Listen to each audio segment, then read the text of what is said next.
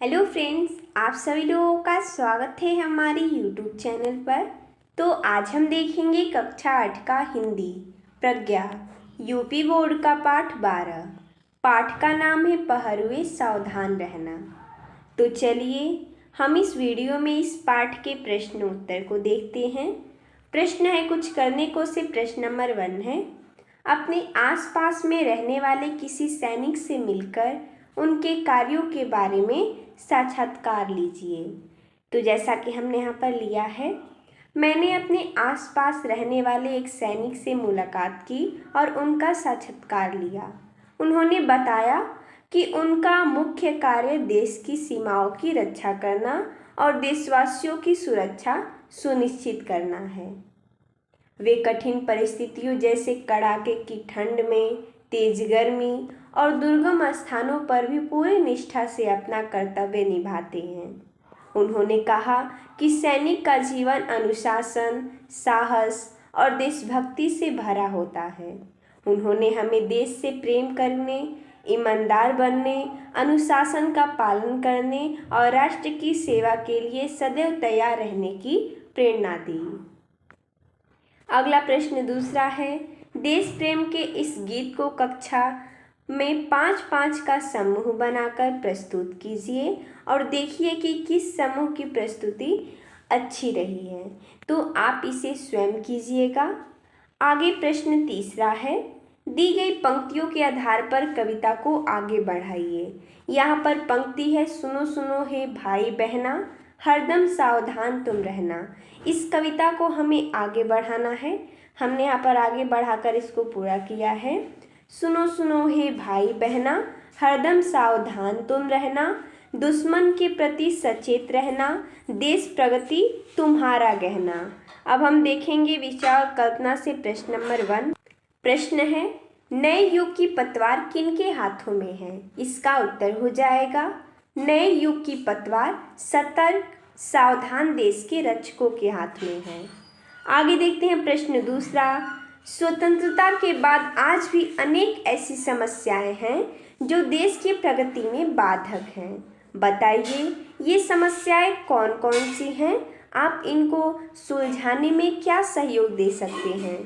इसका उत्तर हो जाएगा, स्वतंत्रता के बाद भी हमारे देश में कई समस्याएं हैं जो प्रगति में बाधा बनती हैं, जैसे गरीबी, बेरोजगारी, अशिक्षा, भ्रष्टाचार, प्रदूषण, जनसंख्या वृद्धि, स्वच्छता की कमी तथा सामाजिक भेदभाव।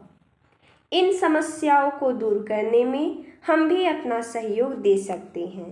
हमें ईमानदारी का पालन करना चाहिए, शिक्षा का महत्व समझना चाहिए, स्वच्छता बनाए रखनी चाहिए, पेड़ लगाने चाहिए, पर्यावरण की रक्षा करनी चाहिए, कानूनों का पालन करना चाहिए तथा लोगों में जागरूकता फैलानी चाहिए।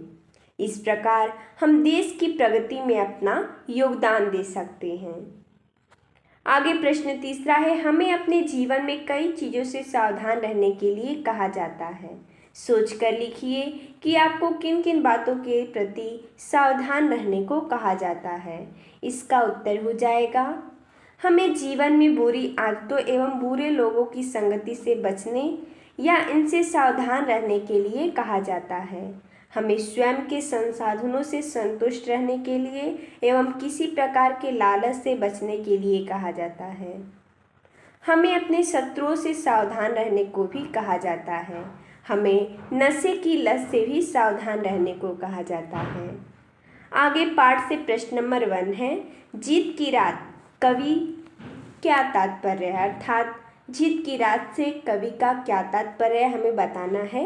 इसका उत्तर हो जाएगा, जीत की रात से कवि का तात्पर्य स्वतंत्रता प्राप्ति की रात से है। अगला दूसरा है, ले युग की पतवार किसके लिए कहा गया है? उत्तर हो जाएगा, सीमा के पहरेदारों के लिए कहा गया है। अगला है प्रश्न तीसरा, निम्नलिखित पंक्तियों का भाव स्पष्ट कीजिए। पंक्ति है, खुले देश के द्वार अचल, दीपक समान रहना। हमें इस पंक्ति का भाव स्पष्ट करना है। भाव हो जाएगा, देश स्वतंत्र हो गया है, दीपक के समान अचल रहकर इसे प्रकाशित करना नागरिकों का कर्तव्य है। अगला है पंक्ति, क्योंकि नहीं मिट पाई दुख की विगत सावली कोर, भाव हो जाएगा पराधीनता के समय में हुआ देश का शोषण तथा अभाव और हानि दूर नहीं हो पाई। अगला है, ले युग की पतवार बने अमुंधी महान रहना, इसका भाव हो जाएगा समुद्र के समान महान बनकर नए युग में स्वतंत्र देश का मार्गदर्शन करना और उसे आगे बढ़ाना। अगला प्रश्न चौथा है, कवि पहरुओं को सावधान रहने के लिए क्यों कह रहे हैं? इसका उत्तर हो जाएगा कवि देश की सुरक्षा करने के लिए पहरुए अर्थात पहरेदारों को सावधान रहने के लिए कह रहे हैं।